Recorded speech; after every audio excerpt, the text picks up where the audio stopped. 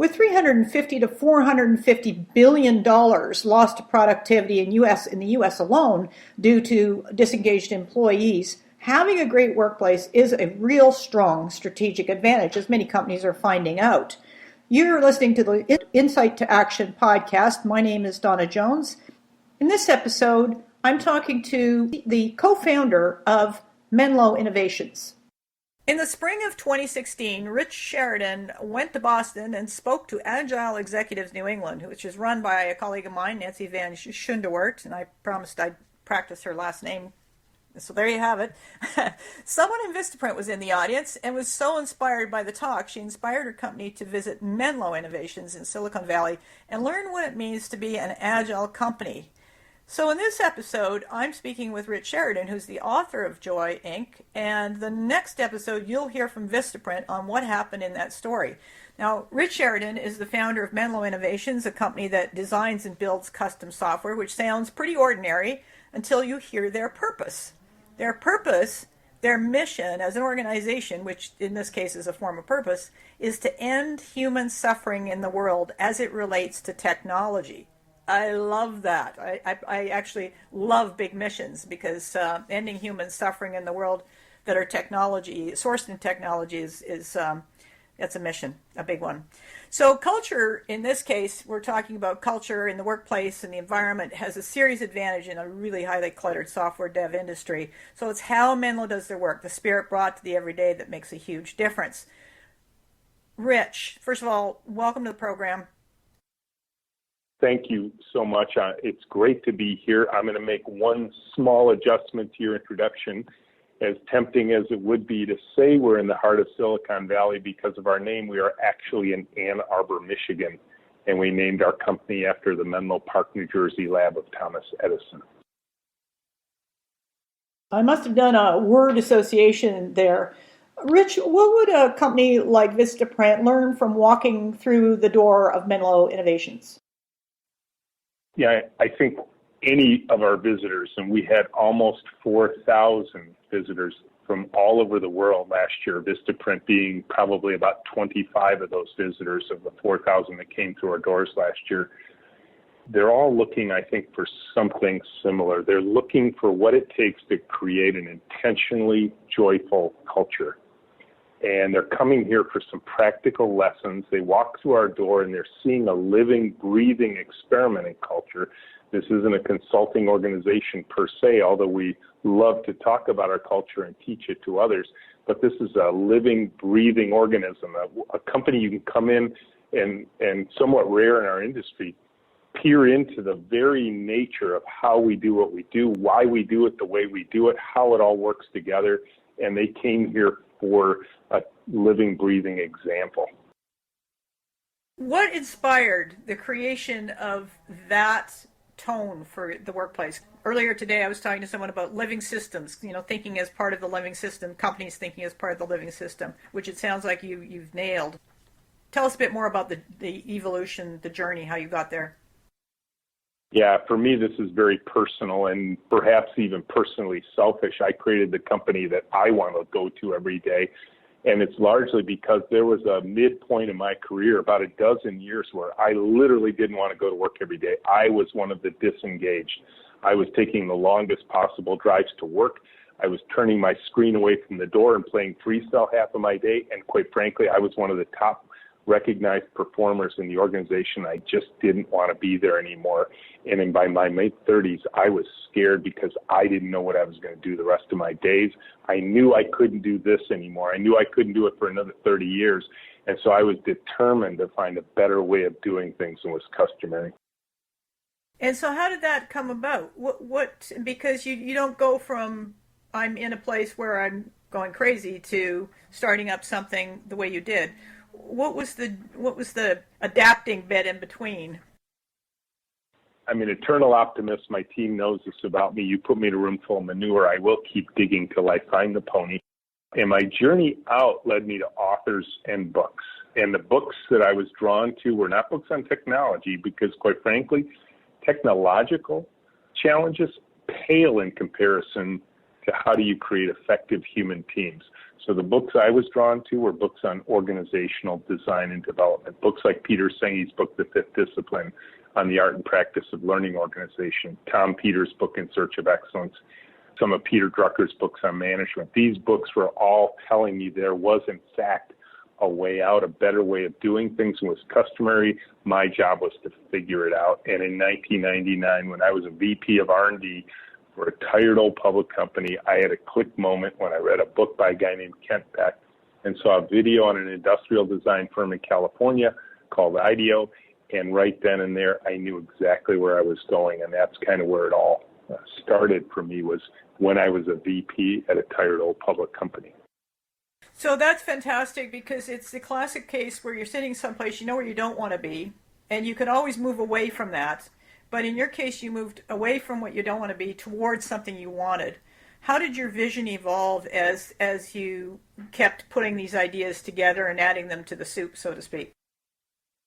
Yeah, at first, I will say some of the ideas I had were fairly simple, fairly straightforward, and I thought they would help me solve some very practical issues I was having with my team. And they did. But there was this cascade that began to occur that actually went past the practical issues I was trying to solve and started branching in areas that, quite frankly, I thought were unsolvable problems. And those unsolvable problems began to melt away. And in that moment, I realized I'm onto something here. There's something bigger than I had pictured with what I was seeing. And I just kept pursuing it and running experiments. It's a very famous phrase here now at Menlo. I didn't use it so much back then, but that's in fact what we were doing, was just running a series of small experiments to see what worked, do more of what worked, do less of what didn't, and kind of a daily, almost moment by moment evolution. Over a couple of years when I was VP of that tired old public company, and literally within 6 months began a serious transformation of that company. And I might still be there to this day if the internet bubble hadn't burst in 2001 and everything was taken away from me. And in that moment, they could take everything away from me except for what I had learned in those 2 years. And that was really the basis for founding Menlo Innovations in 2001. How did that whole experience change you? Like, in terms of navigating these kinds of uncertainty, people typically freak out if they're going to go from what they feel secure and comfortable in. It's nice, I've got financial, I know my check's coming in and all that. And then you jump from that environment to what you did. What did you notice it called forth in you? Number one, what I realized, and it was kind of a moment for me, was that I wasn't running towards risk. I was running away from risk. I crossed a bridge in my mind where I realized that safety was not in what was my current environment. I was running away from my current environment. That's where the danger lay, because it wasn't the danger of losing a paycheck or losing a job or suffering some reputational loss inside the company.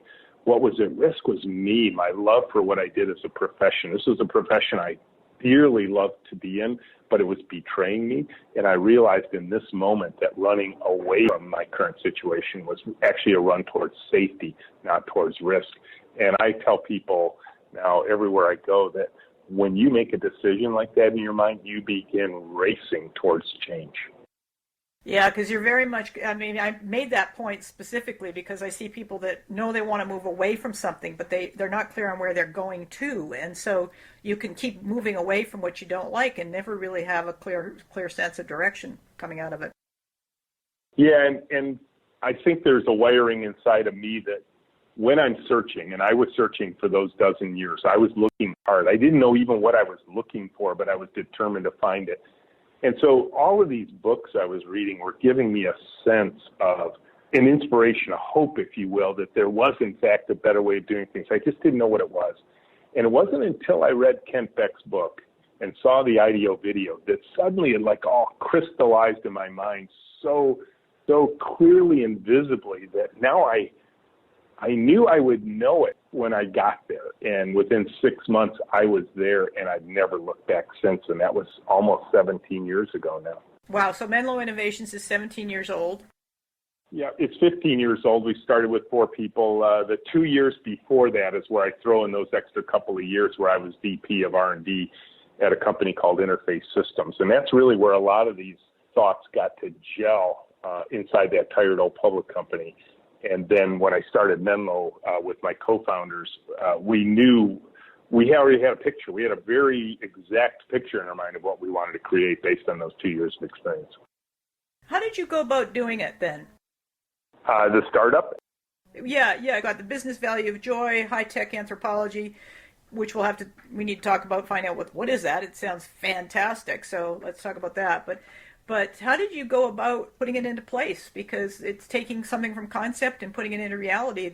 It's sometimes easier to do one over the other. How did it flow out? Well, I think a guy named Barry Maltz wrote a book on entrepreneurship, said you have to be a little crazy to be an entrepreneur. And I think for us, we fundamentally believe, based on our 2 years of experience at Interface, and these were guys that helped me do that back at Interface Systems, my co-founders. And so we had seen it work. We had seen it work once. So there was if you will, a confidence going into this. Now, of course, you got a whole new business you're going to start, and it's going to be a different kind of business than what we came out of. But we had such fundamentally good success with these practices. And what was interesting was the tours that we do today had already begun back at Interface Systems. We were already having the likes of IBM and CompuWare and Bell and Howell and Microsoft come visit what I had created in Interface Systems. So we could already see that there was this uptake in the world for what we were doing. And when the business began, when Menlo Innovations started, we started it right here in the town I'd been working in for, well, at that point, about 20 years, a little bit more than 20 years. So I and my co-founders had a pretty strong reputation in the Ann Arbor region. And so when we started Menlo, we had a lot of built-in network around us based on all the people we had worked with. And we were intriguing to this community, and they started flocking to us. We kind of had an unnatural start for a startup company. We had a lot of people that were directly interested in what we were doing because they'd already caught wind of it from what I had been doing in Interface Systems. Now, when you say it, what's it? What's the secret sauce inside Menlo Innovations? It's a great question. It is the culture and the process that feeds that culture. I've been known to say now that culture without process is chaos, and process without culture is bureaucracy. But if you get the right mix, if you've got a process that supports a very intentional culture, one that we now talk about that's focused on the business value of joy, you get a chance to do something that, quite frankly, I think most people dream about. I certainly dreamt about, where every day you come to work and it just works. It's a process that feeds a culture, and it's a culture that feeds a process. And so when you walk in our door, if you ever get a chance to come and visit, I hope you do, you can feel the human energy in the room. You can sense the simple, repeatable, measurable, visible process because it's all visible on the walls. You see an environment where people are literally working in pairs all day long, shoulder to shoulder. I'm looking at it right now while we're speaking. There are no walls, offices, cubes, or doors in the place other than the ones required by law and convention. It's this palpable human energy where people are collaborating all day long and creating great work for the world. There is a program I did, probably in 2008-7 with Nick Sinukon. We called it Follow the Joy, which was really if you want to find out what the secret sauce is in high-performance companies, just follow that joy. And you've written the book called Joy Inc. You created the space, the climate where people can have a great time. And how would you describe joy? Yeah, it's very easy for us, actually. And interestingly, it's externally focused. So the first place we look is, how do we serve others in the world? And our definition of joy is based on the idea that with the right process and the right culture in place, we can systematically delight the people we serve. That is the end users of the software that's created in the room here, that the work of our hearts, our hands, and our minds be finished, get out to the world, delight the users, and work solidly every single day. So that's our definition of joy, is how is our work being perceived by the people for whom we are making it. And everything here is focused on that external definition of joy. And so every process, everything we have, and quite frankly, everything we don't have, the things we pushed aside, we said we don't need that because it doesn't add to that joy that we're trying to create in the world. And when I talk to people about this, I say the first thing you have to do is ask yourselves about your own organization, your team, who do we serve? And what delight are we trying to create for them? And I believe in that instance, that's where joy comes from, quite frankly, for all of us. We often trade it away for something else. We often find that there's some substitute. If we can't deliver that kind of joy to the world and therefore to ourselves by serving the world, we start to trade it away for something else, an office, a title, a pay grade, a stock option, some escape outside of work. But when we can get that inside of our work, if we can get that inside of the teamwork that we're doing together, it's amazing what kind of hard work people are willing to do. And I want to be very careful here. At some point, we might get a chance to talk about the difference between joy and happiness, because those are two very different emotions and two very different states of mind. We are not happy every minute of every day. I believe that would require medication, but we are focused on this long-term joyful outcome for the people we serve. I really appreciate the distinction you made, because one of the questions that was lurking in the background of my mind was what happens when because conflict is frequently, or difference of perspective at least, or diversity of opinion is usually the place where growth takes place. You can't, someone who's just listening to this would say, oh yeah, well you can't be joyful all the time, but that's not the same thing. How do you work with differences of perspective and differences of view? Yeah, in fact, it's critical. I don't think you can accomplish anything of value without conflict. And this is where, say, for example, we'll look at Patrick Lencioni's work, where he says that an absence of trust leads to a fear of conflict. So as a leader in this organization, what I have to focus on first, and this is, back to a question you asked earlier that I didn't really fully answer, is where does the change need to occur in me? Well, I will tell you, I had to unlearn some things I learned from managers who taught me how to motivate others with fear. And I had to set aside that managerial practice of trying to motivate people by creating artificial fear. It's as simple as a boss going around saying, hey, Donna, how's it going? What you working on? Are you almost done? Hey, are you coming in this weekend? Hey, how's it going? And all of those things create an artificial fear, tends to motivate along extrinsic lines. But the real motivation that drives a team occurs on intrinsic motivation. I don't know, whether we want to take a hot topic of the day, like what happened at Wells Fargo. Clearly, there's a team that was motivated by extrinsic motivation, not by intrinsic motivation. Talk about Wells Fargo, because it's an issue that people might relate to. You better explain it first for those that are in Europe. But what happened there? Well, I only know what I read in the press, and the press says they just fired 5,300 people because those people were creating bogus accounts on behalf of their clients so that they could increase their performance numbers and therefore get a big bonus. And this goes right to the heart of what occurs in most organizations, is that existing reward systems tend to pit individual performance against performance of the team or performance of the organization. And if my numbers don't match your numbers, if they get low enough, I might get cut. And that's an intrinsic, it's a destruction of intrinsic motivation. It's an extrinsic motivator that says, you better be in the top 90% or you're out of here.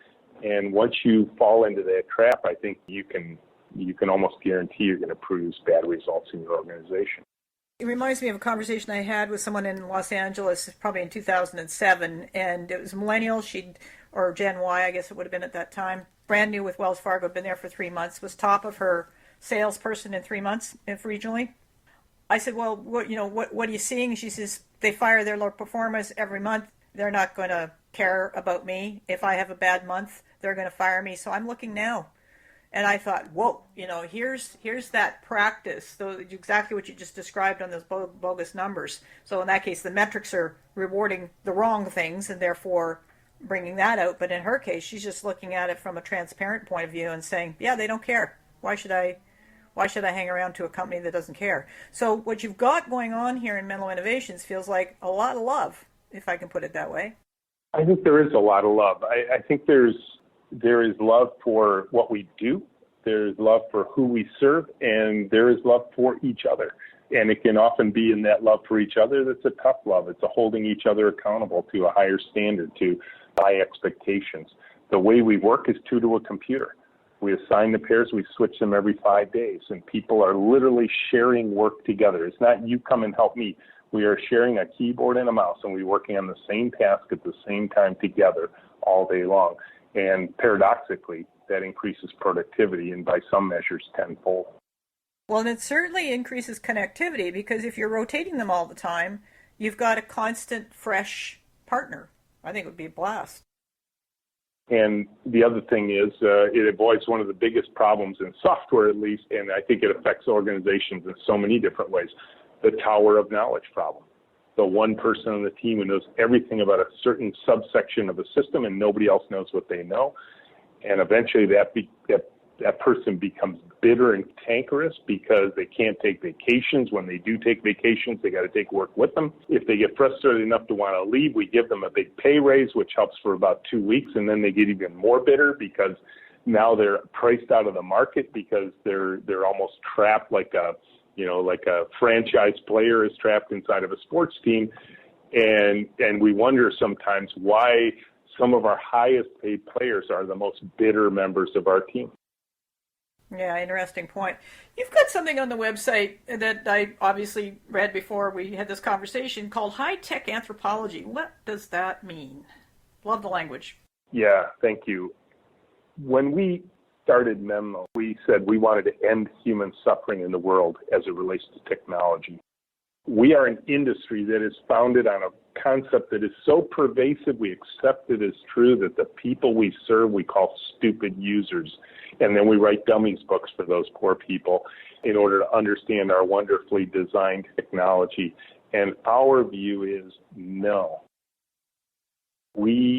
Our job is not to make humans think like computers. Our job is to make computers work like the humans. And the only way to do that is to go study them in their native environment as an anthropologist would. To go out into the world, study them, watch them work, empathize with them, compassionately design a user experience, test that design against those very same kind of users to make sure they understand it, and if one day deliver software to them that doesn't require user manuals, help text, or training classes.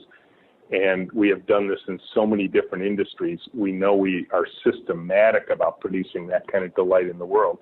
What we want more than anything else is somebody who touches the work that happens in this room to come back to us, and they do, and say, I love this software. You made my life better because of the way you designed this. And most software doesn't work like that. Most designed things don't work like that. Yeah, I totally agree. 2 questions here. One's going to be outside based, one's going to be inside based. So let's go to the outside first, the scanning part of your world, because you're in the technology industry, which is probably one of the most disruptive forces on the planet at the moment.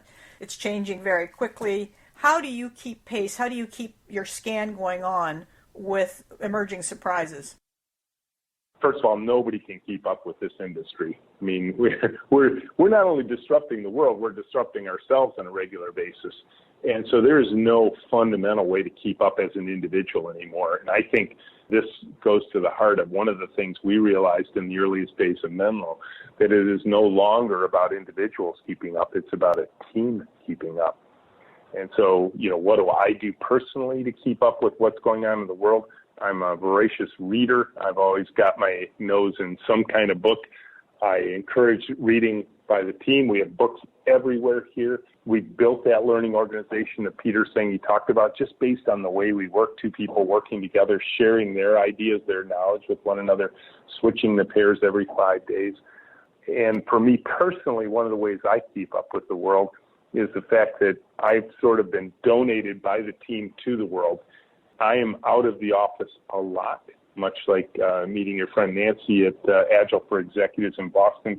I now travel the world speaking about joy in the workplace, and that keeps me in contact and gives me a fresh perspective. I get invited into organizations to see what they're working on, to see what their challenges are, to compare them against the ones we still have to this day inside of Menlo, and live and breathe inside of a community that is, quite frankly, for me, outside of Menlo itself. When I'm in the company, and I know we'll talk about that too, I think we have some interesting strategies there as well. What I like about that is if you're out in the world, because there has to be some kind of there has to be some constant feedback loops coming back into the company on what's going on out there. So whether it's you going out and keeping a scan and a sensory reading of what's happening, or radar, if you will, versus inside the company where there's teams that are doing that. What are the practices that you feel are most effective for creating the glue for inside Menlo? Interestingly enough, goes to the heart of my second title on my business card. The first one is CEO. The second one is Chief Storyteller. Storytelling is a fundamentally important component of sustaining and extending the culture we have here at Menlo. While I've been sitting here talking to you, a group of 25 people just came in from the outside world. It's a public tour. They came in from all over the region, perhaps all over the world. This is probably more of a local tour for this particular one. And they are sitting with our team for the next hour and a half to hear and ask about the Menlo stories, to hear the stories of our culture, of our practices, of our processes, of our wins and our losses. And so we've created a team of storytellers, and by answering the questions of the people who come in our doors, we get smarter every day. Those people bring their stories in, just like Vistaprint did. They bring their own stories in. We learn from them. They go back, they try some things. They tell us what happened. We learn even more from them. And so this constant interaction of keeping our doors open to the world, to inviting people into our space, enriches us not only from that outside perspective, but also from the inside perspective. As more and more companies start moving toward what you're describing, or start at least appreciating the value of it, there is an additional skill set required in someone like yourself. And I call it consciousness or awareness, if you will. It's just that very purposeful sense of where you're putting your attention to, you know, where the energy is going in the company and what you're focusing on. So in your role, where do you find yourself, your focus going throughout the day? How do you know when things are going sideways? How do you know how do you actually sense the pulse of the company? Yeah, well, one simple construct there, know that I'm an early riser. So I get the electronic stuff of my day out of the way early. I'm close to a zero inbox guy. I think this morning I fought my way down to 20 email messages in my inbox, which leaves me at an uncomfortable state because I want it to be less than 10. But then my day is off to the races. And so the external pulse, for example, this morning I'm on a consortium, a positive organizational scholarship consortium through the University of Michigan, where I'm interacting with other thoughtful leaders. And so there's a pulse there. Now I'm back here at Menlo, and my table, and that's exactly what my office is a table, a little 5-foot table, just like everybody else, is out in the middle of the room. So I'm not in a corner suite. I'm not in a corner office. So I'm surrounded by the team. I sit out in the same room that everybody else is sitting in. And the way the space is formed, the way the tables are set up in our space, the team forms the space. So I actually sit where the team put me. And if the team decides that I'm not in the right place, if I'm not hearing the right things, if there's trouble in the space, the team will literally move my table to be closer to that space so that I can hear directly what's going on in that area of the company. We also have a rule here that I subscribe to as well. No earbuds. You can't wear earbuds while you're working. We want people to overhear the ideas of others. Well, if I'm not wearing earbuds, I'm hearing the conversations that are going on in the room. And the other aspect of Menlo is you can literally feel the energy when you're in the room. I'm not even sure I could perfectly describe maybe what a cognitive psychologist would tell me about it, but I can feel it inside of me. I can feel it in my heart. I can feel it in my gut. Are things going well at Menlo? Because I'm in the mix. I'm in the mix of the human emotion in the room.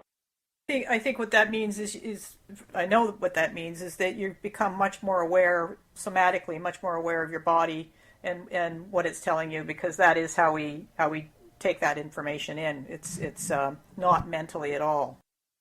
Yeah, it feels a bit like what Gladwell talks about in Blink, where we have to learn to trust those instincts of how do I feel in this situation and pay attention to those feelings.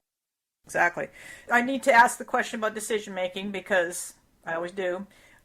How does joy and the atmosphere you've created change the quality and the accuracy of the decisions that are being made, particularly with respect to creating value for the customer, but also with respect to how you handle conflict and differences of view? One of the biggest posters in our room is a poster that says, "Make mistakes faster." And this goes to the heart of that artificial fear that I was talking about earlier.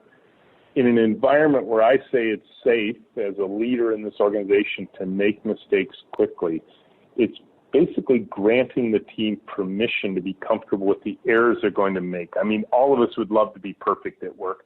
The trouble is we're human. We know we're going to make mistakes. So let's simply start there. My co-founder, actually, James Goebel, had a great saying right at the beginning of the company. He told the team, he says, "Guys, if anything goes wrong here, it's my fault. Blame me." Ted picked up on that right away when something went wrong, and he said, "It's James's fault. Now let's work on the real problem." And so in that way, the team, right from the start, embraced this idea that we're going to make mistakes. Let's make them quickly. Let's expose them while they're still young, while we still have time and budget to work on them. One of the ways we do this is actually built right into our process in the way we interact with our customers. Every fifth day, every 5 business days, so say every Tuesday for a project that you might bring to us, Tuesday at 3 o'clock, we're going to meet with you in what we call a show and tell. And you are actually going to sit at a keyboard and a mouse if you're local, or demonstrate it over a virtual connection if you're far away. And you're going to show us the work we did the previous 5 days. We're not going to show it to you. You're going to show it to us. You're going to know what the plan is based on a planning event that's going to happen right after show and tell. You're going to know what the plan is for the next 5 days. But in those first hour or two, you're going to review the plan that we had set together the previous 5 days, and you're going to review it by actually touching the software that we built the previous 5 days, while the team of people that worked on it are sitting there watching you do it. And in reversing these roles of traditional show and tell, where normally we would show you and we might carefully guide ourselves around certain obstacles, hidden obstacles that can happen in software, you're right there at the keyboard and mouse. And you're looking at what we're doing, and you might look and go, "Oh, I'm sorry, is that what you thought I meant? That's not what I meant at all." And our answer is awesome. We worked on that story card for 2 hours, and less than 5 days later, we found out we got it wrong. That's great. What did you actually mean? And so we don't necessarily worry about accuracy of decision making in the moment. We worry about how does the decision we made less than 5 days ago line up with what you were actually expecting, different than perhaps what we perceived you were expecting based on the decision you made 5 days before. By creating this simple structure of repeating this every 5 days with you, we get to a better outcome faster because we're constantly checking in, and there's never a worry that we put so much sunk cost into this thing that everybody's like, "Well, it'll be fine. I guess we can learn to live with it." No, it's less than a week's worth of work, and of course we didn't get it all wrong. Some things we actually got right. Some things we might have gotten so right that you look at it and go, "Yep, that's exactly what I wanted. But now that I see it, I realize it's not what I need." Because that's classic in software. Software is theoretical until you can actually touch it. And so we make it touchable as quickly as possible so that now we can begin to reflect on what did you really mean? What do you really need? And I think that's the way we get to better decision making along the way. Yeah, absolutely, because that's a process. What you've just described is the process of clearing out assumptions and gaining greater clarity on the shared expectation, matching up what the vision is or the picture is in the client's mind with what's being produced. Yep, software is all theoretical until you can actually touch it. Yeah, that's very well said. What suggestions would you have for any company that is looking at changing over from a fear-based approach to a joy-based environment? What I tell people is that you need to decide, do you want an intentional culture? And I will even go so far as saying intentionally joyful culture, or a default culture where things just happen the way they happen. And that's a big decision. That's a commitment, because now you're going to have to start looking at everything you do and saying, are the processes we use in alignment with the cultural intention we've chosen? And I think that vision that you have has to be inspiring. It has to be personal. I don't think you can copy another. I don't think you can come here at Menlo and say, we're just going to make it like Menlo. I think that's wrong-minded. We have the Menlo way. It works for Menlo. Toyota has the Toyota way. It works for them. I think, if Vistaprint comes here, they need to work on the Vistaprint way, something that they believe in that works for them. I think if you try to copy someone else's culture, you end up with what Richard Feynman called cargo cult science, where you're just copying the artifacts. You're making it look the same, and yet it's not having the same results. I think you need to examine your fundamental beliefs about people, about motivating people, and so on. I think you have to become a student again. You have to begin reading. You have to realize that the first place that needs to change is you. A lot of times I get people here and I can see the thought bubbles over their head. They're like, you go, Rich, you tell those people they need to change. I'm like, First person who needed to change in this system was me. I needed to become a different kind of leader. I needed to learn to pump out the fear, to filter out ambiguity, to create a safe environment.